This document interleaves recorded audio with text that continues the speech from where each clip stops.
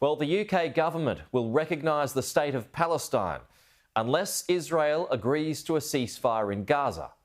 Prime Minister Keir Starmer caved into mounting pressure from within his own Labor Party, saying he'll join France in its push to recognise a Palestinian state at the United Nations General Assembly in September. I can confirm the UK will recognise the state of Palestine by the United Nations General Assembly in September, unless the Israeli government takes substantive steps to end the appalling situation in Gaza, agree to a ceasefire and commit to a long-term sustainable peace, reviving the prospect of a two-state solution. Israel condemned the move. Its foreign ministry said Israel rejects the statement by the Prime Minister of the United Kingdom. The shift in the British government's position at this time, following the French move and internal political pressures, constitutes a reward for Hamas and harms efforts to achieve a ceasefire in Gaza and a framework for the release of hostages.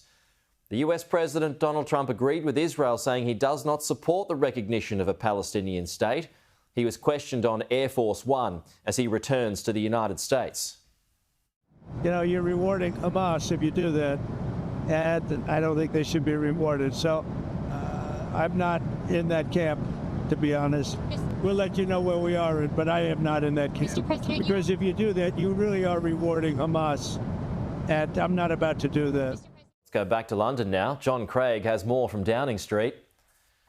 He has bowed to the pressure from those 250 or so MPs, most of whom were Labour, who were calling for this recognition to come actually at the conference this week where David Lammy has been speaking. So we've already heard from, in the last few minutes, from Sarah Champion. She's the MP who wrote the letter, chairs the International Development Committee, all-party committee.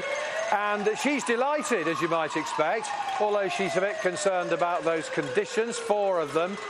The 4 conditions are, just to summarise them briefly, 1, end the appalling situation in Gaza, 2, a ceasefire, 3, no annexation in the West Bank, and 4, a long-term peace process that delivers a two-state solution. Well, we've heard how hostile the Israeli reaction is, so it's not doesn't bode too well for that happening. Now, from political opponents, yes, political posturing, says Kemi Badenoch. Appeasing his backbenchers, says Priti Patel, the Shadow Foreign Secretary. Now, from Sir Ed Davey, who signed that Sarah Champion letter, along with plenty of others, he says it's a good thing, but he's worried that it's being used as a bargaining chip. Yes, he's probably right about that. It does look that way. Now, the other pressure, of course, came from inside the Cabinet. The Prime Minister referred, when he was speaking to journalists this afternoon, about the Cabinet meeting.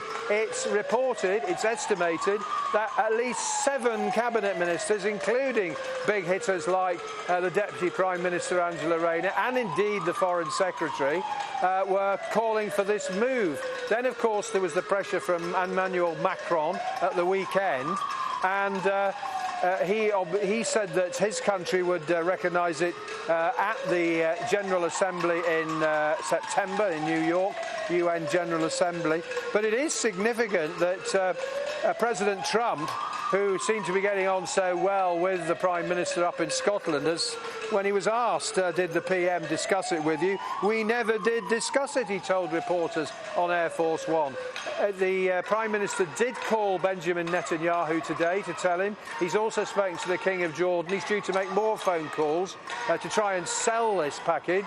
But politically, well, back home amongst his political opponents, it's gone down badly. He's pleased Labour MPs, and the suspicion is that it looks a bit more like party management.